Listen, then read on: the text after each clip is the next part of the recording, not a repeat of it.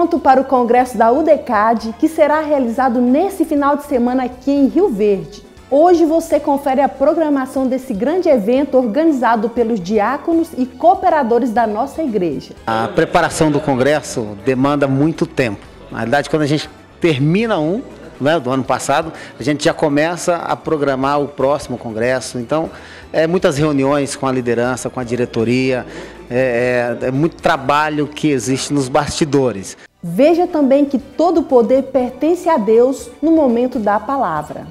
Vem comigo porque o programa Caminho da Vida está imperdível.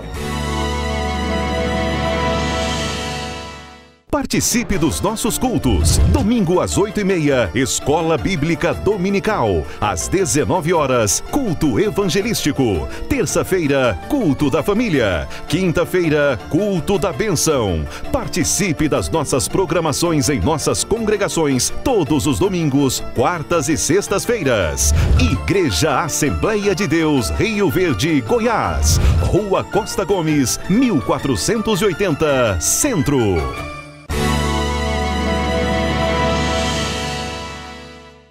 Terceiro Congresso da UDECAD, obedecendo e praticando a palavra da verdade. Esse foi o tema escolhido pelos diáconos e cooperadores. O evento será realizado nesse final de semana. Na programação, cantores como Éber e Magdiel, André Valadão e também Marquinhos Gomes. Confira os detalhes. Uma última reunião foi marcada para definir alguns detalhes. Os organizadores se movimentam como podem para receber os convidados. A preparação do Congresso demanda muito tempo. Na verdade, quando a gente termina do ano passado, a gente já começa a programar o próximo Congresso. Então, muitas reuniões com a liderança, com a diretoria, é muito trabalho que existe nos bastidores. E de acordo com o líder da UDECAD, União de Diáconos e Cooperadores da Assembleia de Deus de Rio Verde, este ano o evento está cheio de novidades. Nós teremos ministrando a palavra de Deus Aldo Soares, Diogo Pires, Alexandre Santos, Eduardo Reis e Orcival Xavier. Esses serão os pregadores do nosso congresso. E cantando, nós teremos a dupla Éber e Magdiel. Sim, eu sei e acredito que de ti eu mais preciso. Sim, Jesus, de ti preciso. Eu preciso do Senhor sempre por perto, tô de coração aberto. Vem, Senhor, morar em mim. Teremos o cantor Marquinhos Gomes. Ele não desiste de você, ele se importa com você, ele compreende seu caminhar, nunca viu amor tão grande assim. E também o cantor André Valadão.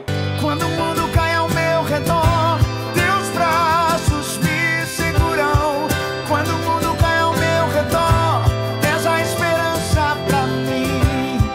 Quando o mundo cai ao meu redor e as forças se vão, encontro abrigo em ti. Segura-me, segura em minhas mãos. E alguns outros que estarão também abrilhantando o nosso congresso. As expectativas são grandes. Para o Denimárcio, é sempre bom participar do congresso. Nós estamos organizando com muito carinho e com ótimas expectativas. Que realmente os irmãos, o público evangélico e também quem ainda não é evangélico venha participar conosco, ouvir da palavra de Deus, louvar a Deus e que possa sair daqui enriquecidos após esses 3 dias de congresso. E olha só, o Denimárcio aproveita para deixar um recado para os telespectadores. Nós aproveitamos para convidar a todos para participarem desse congresso conosco, que venham participar nesses dias e desfrutar dessas bênçãos de Deus para a sua vida.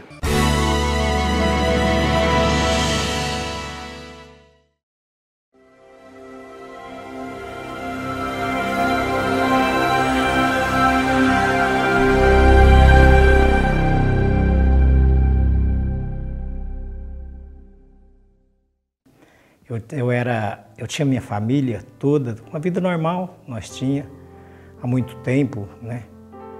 E quando, com o passar do tempo, eu comecei na bebida, no mundo, né? Na amizade.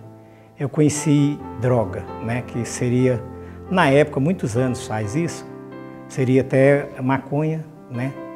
E comecei a entrar pelas drogas. Então, e com o tempo passando, aquilo foi cada vez, né? Cada vez mais, sem condições de sair, nunca mais, com o tempo não conseguia sair mais. E fui adentrando cada vez mais, a chegar a ponto que aqui começou a me atrapalhar eu com a família, com a sociedade, com o patrão, o serviço, tudo, né? Começou a arruinar toda a minha situação.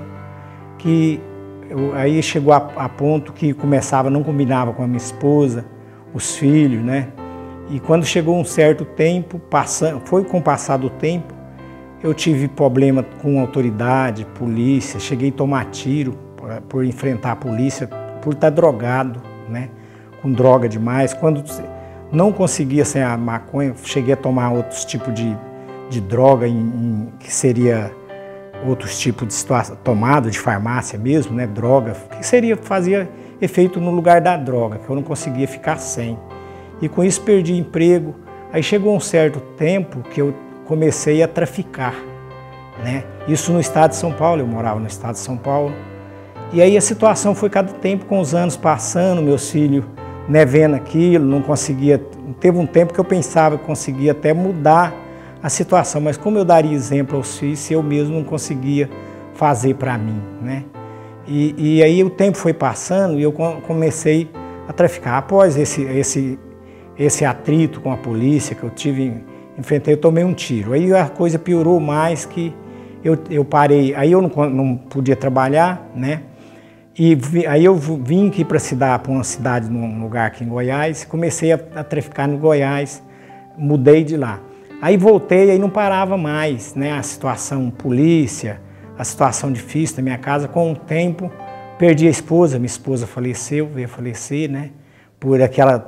Acredito eu que seja até sofrimento demais. Ela se encabulava, se perturbava, tadinha.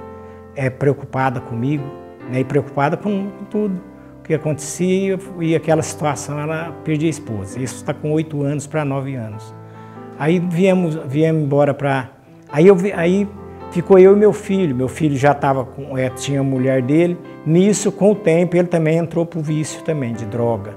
Aí, nesse tempo, começou essa crack, né, que já é outra droga, química, né? Passamos a entrar por esse lado. E aí era droga, era uma coisa, era outra, era todo tipo de droga, bebida, né? E a vida foi ficando cada vez pior. Chegamos num ponto que, na casa onde eu morava, não tinha mais condições de morar. Vendi casa que eu tinha, né? Passei aluguel, não conseguia mais pagar o aluguel por causa da situação. Chegamos numa situação difícil, uma situação que não tinha mais jeito. Aí, com o tempo, tivemos que sair dessa casa, a família não aceitava nós mais, meus irmãos, eu tenho irmãos em Ribeirão Preto, tenho irmãos aqui em Porá, a família não aceitava.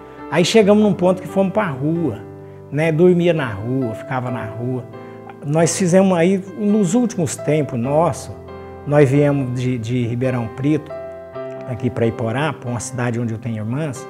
Saindo de Ribeirão Preto, nós passamos por vários lugares, dormi na rua, não tinha lugar. Quando não, aí ficava por ser desconhecido, lugar pequeno às vezes. A polícia logo via que era pessoa desconhecida, já não queria que ficasse mais naquele local. E saía. Eu, por um lado, na minha vida, sempre tive uma coisa comigo que eu tinha aquela vergonha de pedir. Meu filho, já por outro termo, tudo coisa que não servia, né? Por outro lado, mesmo que ele fizesse aquilo, mas estava sendo errado, não precisaria daquilo. Mas toda aquela escravidão no pecado, né? No erro, né? E não conseguia sair de maneira nenhuma, cada vez aprofundando mais. Teve certa vez, ele falou para mim sim, ele falou, pai, eu vou acabar suicidando, né? Falei, não é assim, né? Vai ter um meio, né? Vai ter uma saída. E aí chegou um tempo, aí nós saímos de Ribeirão Preto, a família já não queria nós mais, devido, e com efeito, numa família que suporte mesmo a situação, né? Uma família que é uma pessoa que só dá problema, né? Só passa desgosto para a família. Aí nós viemos para Iporá, chegamos aí para a vinda de Iporá, um ônibus faz o trajeto em 13 horas, 14 horas um ônibus, né? Direto. que sai de Ribeirão Preto a Iporá. Nós gastamos quase 3 meses nessa viagem, por estar, no mesmo tempo que nós chegamos a fazer um círculo de ir para um lugar, e aquele lugar que nós não precisaríamos passar mais, nós voltávamos para aquele lugar, devido estar andando de carona, a pé, voltava às vezes para o mesmo lugar. E nós andamos, eu sei que gastamos quase 3 meses para chegar em Iporá. Chegando em Iporá também, aí a mesma situação, né? Quando não era droga, bebida, na bebida, por não ter às vezes a droga, ou não ter meios para, né, jeito de conseguir na bebida, mas não ficava tempo nenhum sem nada e não conseguia ficar. Cada vez pior, né? Eu vi uma situação assim, pensar, nós chegamos no fim, como diz, no fim do poço, né? No fim não tem mais jeito para nós, né? Mais situação é mal visto pelo povo, pela vizinhança, até na casa da minha irmã. Aí minha irmã chegou num ponto que ela é uma pessoa boa, mas chegou um ponto que ela, mesmo com o marido discutindo, não suportava, falou, não dá para vocês ficar aqui mais. Não tinha meios, né, para nós ficar mesmo. Meu menino começou a mexer nas coisas dela, né, alguma coisa para poder vender, para conseguir alguma coisa para nós. E não, né, para conseguir droga. E a situação não tinha meio. Aí ela mandou, aí nós saímos da casa dela, viemos para uma cidade perto para cá, que é Montevidéu, aqui perto aqui, né, de Rio Verde. Aí quando foi certo dia, nós estávamos na porta nós estávamos numa praça, um sábado, um fim de semana, isso foi em 2013, né? Nós estávamos na praça, sentado, aí tinha uns jovens estavam fazendo uma apresentação da igreja, né? Uma apresentação da igreja, e aí passou um jovem com um folheto. Aí ele veio, ele passou entre o povo e veio de onde nós estávamos e falou, eu vi vocês e Deus me tocou para me falar com vocês, né? Que o negócio de vocês é Deus, é Jesus. Aí eu falei para ele, aí ele falou, eu vou dar esse folheto para vocês, vocês estão convidados, nós estamos abrindo uma igreja aqui, nós estamos de Rio Verde, mas estamos abrindo uma igreja aqui e estamos abrindo um templo e vamos ter um culto amanhã, vamos no culto lá. E você assistir a apresentação nossa ali e tal, e amanhã vocês vão ao culto, né? Aí nós chegamos nós voltamos de novo, dormimos nesse lugar, nesse local, né? Aí parece algumas coisas que eu tinha ainda, chegamos, outros tinham levado umas coisinhas, pouco que tinha, levaram, roubaram ainda de nós, ainda sem ter nada, né? Aí no outro dia de manhã nós fomos nós fomos na igreja, nesse templo, que eles estavam fazendo um culto aí. Chegou lá, eles fez um convite para nós. Aliás, fez um convite, não, o rapaz falou, nós temos uma casa de recuperação, né, em Rio Verde, e vocês não querem ir para lá, para vocês ficar um tempo, né, para vocês mudar a vida de vocês, né, Deus muda. Eu falei pro meu filho, ele falou, não vamos, pai, né, é o único jeito para nós, né, Deus, né. Aí não tem outro meio, nós não tem saída. Aí nós viemos, aí chegou em Rio Verde, e nós viemos com eles no ônibus, de manhã mesmo. Aí chegamos no lugar, era um lugar de reciclagem, mas aí o que aconteceu? Eles falaram, nós não aceita, não pode o pai e o filho no mesmo tempo na casa, né? Então nós tínhamos que ir um jeito. Falei, é uma situação que nós estamos. Se Deus vai fazer por nós, é Deus que vai fazer. Eu não separei do meu filho hora nenhuma, a não ser que ele queira separar de mim. Mas para nós ficar aqui, é eu e ele. Se não for, eu falei, a não ser que ele concorde de... Ele falou, não, eu também não quero ficar separado do meu pai. Aí nós voltamos para... Aí ele falou, não, mas vamos orar. Um rapaz, uma pessoa muito usada por Deus. Falou, vamos orar que Deus vai mudar isso aí, vai fazer alguma coisa, né? Aí no outro dia falou, passou o dia numa segunda-feira, não foi no sábado, num domingo. Na segunda-feira ele falou, não vai ter jeito mesmo. Eu falei para ele, aí ele falou, mas eu sei da Assembleia de Deus, né? Que eles têm uma casa de recuperação e eles aceitam o pai e o filho no lugar, na casa de recuperação. Aí nós viemos para a casa aí nós viemos para a igreja, ele ensinou onde era que a sede, né? Da Assembleia. Aí nós viemos, ficamos de manhã, Até à noite, estava a irmã Maria da Paz, que era secretária, né? Ela falou assim, vocês esperam que o rapaz, eu liguei e vai vir buscar vocês para a chácara. Aí, mas quando foi mais à noitinha, o pastor Rogério veio e buscou eu, né, numa pampinha que estava da igreja, e o outro foi um rapaz da chácara, com a moto da chácara, levou, né? Aí nós somos, isso em 2013, em abril de 2013, né? De abril. Aí chegamos lá, Deus mudou, começou, né, a mudar a nossa situação, porque chegamos lá, meu filho fumava há muitos anos, né? Muitos anos, cigarro normal, ele fumava. Não largava, não conseguia de jeito nenhum também, até o cigarro. No dia que entrou, lá não pode usar nada, né? Tem que parar, e parou. E lá, Deus, eu tenho 57 anos, e uma coisa eu nunca tive experiência com as coisas de Deus igual eu tive lá. Lá eu aprendi muita coisa, lá coisas que eu não sabia, que nós precisa, eu acho que toda pessoa precisa, para viver uma vida na sociedade. Eu não conseguia muitas das vezes um certo termo de educação, de meio, eu não tinha comigo, eu não tinha esses termos, e eu aprendi lá, né?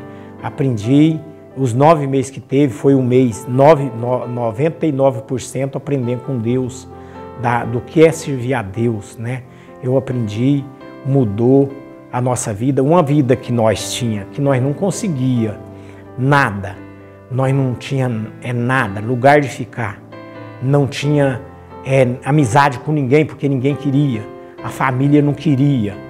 Deus tornou para nós, Deus, agora nós temos a casa onde nós mora, tem tudo que precisa, uma casa precisa ter, nós temos. Como Deus deu para nós, né, essa vitória, tem dado vitória, conseguimos, né, através de outros meios, não tinha pessoa, você que está vendo, ouvindo, né, a gente, e tá numa situação, pode ser ela qual for, pode pensar que não há saída mais, pode pensar, pode não ter solução, pode pensar que não tem solução, não tem meio mais, mas Deus faz essa saída, Deus faz ter condições para sair dessa situação. Seja ela qual for, não importa, a situação não existe, esse impossível. Para a pessoa, nós em si pode pensar impossível, mas quando nós partimos para reconhecer Deus, Deus faz para nós. Deus pode tirar, seja quem for, seja a pessoa que for, que estiver nessa situação, que estiver pensando que não tem meio, que não tem condições, olha, pode pensar, tenha esperança com Deus, que Deus faz. O Senhor te ama, não se esqueça disso. O amor dele não diminui de acordo com os nossos erros, assim como não aumenta de acordo com os nossos acertos. É um amor incondicional. Renda-se a esse amor e permita que ele mude a sua história. E por falar em mudança, chegou o momento de aprendermos mais da palavra de Deus com a participação do pastor Wellington Rocha. A Bíblia diz que o nosso Deus é o Senhor de tudo, inclusive Senhor dos exércitos. Bom é não pecar, mas se pecou, não deixe a porta dos céus para que o homem pudesse chegar a ele. Jacó sonhou que na terra tinha...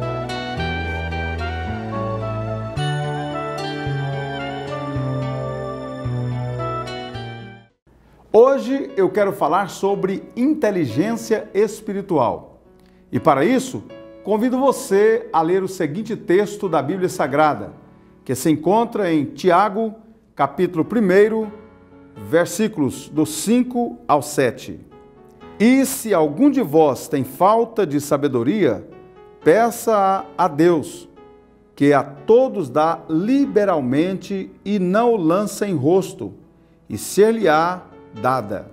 Peça-a, porém, com fé, não duvidando, porque o que duvida é semelhante à onda do mar, que é levada pelo vento e lançada de uma para outra parte. Não pense tal homem que receberá do Senhor alguma coisa. Você já se arrependeu de alguma atitude, de alguma decisão, de algum comportamento por não ter tido sabedoria? Relembre situações em que no final você pensou: eu precisava ter agido com mais sabedoria, especialmente com mais sabedoria espiritual. Todos nós precisamos de sabedoria em várias situações, como por exemplo, no casamento, na criação dos filhos, nos estudos, no trabalho, na administração de nossas finanças e muito mais ainda para fazermos bem o trabalho de Deus. Tiago transmite a nós uma preocupação de toda a Bíblia, pois ela fala muito mais de sabedoria. Salomão, o homem mais sábio de todos os tempos, por exemplo, fala desta sabedoria no livro de Provérbios aproximadamente 50 vezes. Esse tema era para ele muito importante, porque ele recebeu do próprio Deus uma sabedoria singular.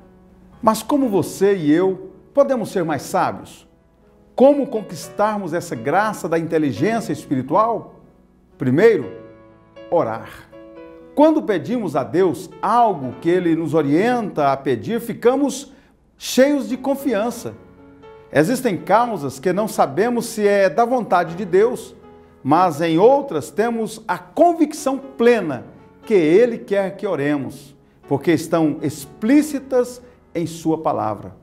Nós podemos pedir sabedoria a Deus na certeza de que Deus quer que peçamos, pois o texto de Tiago nos diz que se alguém precisa de sabedoria, peça a Deus. Nesse mesmo sentido, o apóstolo João nos informa que se pedirmos alguma coisa segundo a vontade de Deus, Ele nos ouve. Vejamos que Salomão, ao pedir sabedoria, agradou muitíssimo a Deus.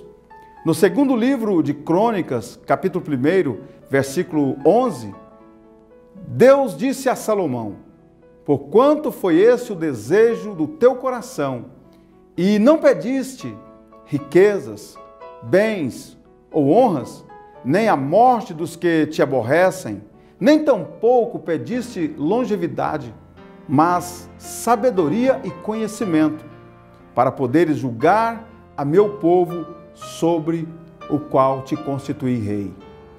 A oração é necessária para a obtenção dessa inteligência espiritual, porque envolve a confissão de nossa insuficiência, nossa pequenez, nossa incapacidade de fazer o que Deus espera que façamos. Diante de Deus, somos como crianças. Crianças que nada podem fazer sem a supervisão de seus pais.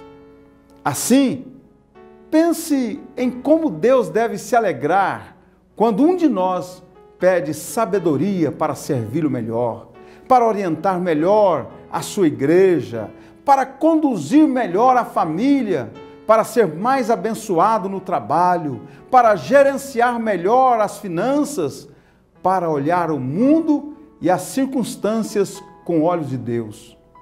Segundo, é orar com fé. A Bíblia nos alerta: peça, porém, com fé, em nada duvidando. O que não pede com fé não tem convicção de que obterá resposta. De fato, sem fé é impossível agradar a Deus. No entanto, não podemos determinar a nós mesmos que tenhamos fé. A fé não pode ser aumentada por nós mesmos. Então, o que fazer para obtermos mais desta fé, mais desta virtude espiritual? Primeiro, assim como podemos pedir mais sabedoria, também podemos pedir que Deus aumente a nossa fé, como fizeram os discípulos.